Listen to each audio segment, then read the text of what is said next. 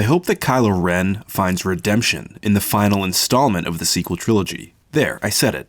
But why? Well, it's a complicated answer. We have seen Kylo Ren murder his father, participate in the killing of billions of people, and destroy his own uncle's temple, leaving dead Jedi in his wake. He has destroyed villages on Jakku, Tahar, and he even keeps the burned ashes of his victims in his interrogation room.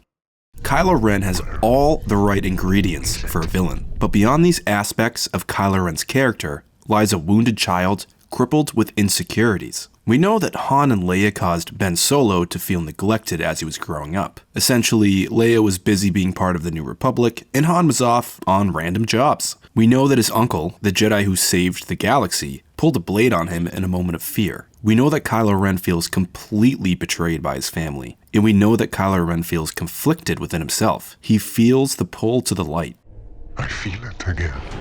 In the novelization for The Last Jedi, Ben Solo reflects in the past as he flies in his TIE silencer. He remembers his parents talking behind closed doors, specifically about him. He remembers that they seemed scared of him, talking about him as if he were a monster. And all of this was due to Ben breaking things around the house with the Force when he would become angry or scared. And what's interesting is how internalized this idea of being a monster is to Ben. When Rey calls him a monster in their Force connection, it's just an echo of the past. It's what Ben's always been hearing his entire life, and it's his self-fulfilling prophecy. But Ben's true nature is not of the dark side as far as I'm concerned. To this day, I still find the exchange between Kylo Ren and Lor San Tekka to be extremely intriguing. Beyond it being a masterful entrance for Kylo Ren to the saga, Look how old you've become.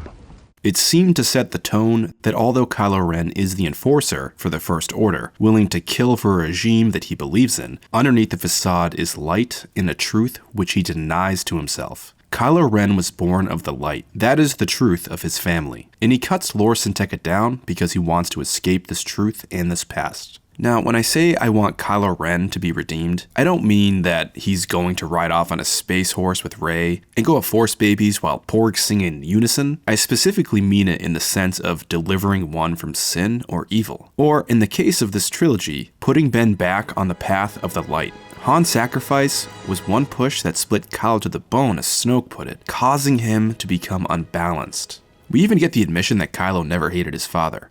Kylo feels his mother's forgiveness and worry for him, and again, this unbalances him enough not to fire on a ship. These are the moments we are given as the audience to see the light poke through in Kylo Ren. I think in the final film, whatever it is that pushes Ben towards redemption will be an act of selfless love, which will cause him to fundamentally change the way he thinks about himself and his relationship with the Force and the past. I find it only fitting that in The Last Jedi, Rey and Kylo meet quite literally in the middle. Light and dark meet to find out that they kind of need each other. Ben Solo, who feels like he was thrown out like trash by his own family, would find solace in a lonely scavenger girl from Jakku. To finish things off here, I do feel that redemption is possible, but I am also okay with being completely wrong. Kylo Ren may just stay the sympathetic bad guy. However, my gut instinct is telling me that Kylo Ren is going full-on Ben Solo by the end of Episode 9. And I think that using the heroes of the previous saga as the catalysts in Ben's redemption is a brilliant move. Not only will redemption bring peace to Ben, but it might also be what helps save the galaxy from its final cycle of darkness. Lastly, the girls with sabers were kind enough to give me a reading from the book Aftermath. And this specifically has to do with Leia and her son Ben. So, without further ado, I will let the girls with sabers finish off this video. AT-AT is signing off.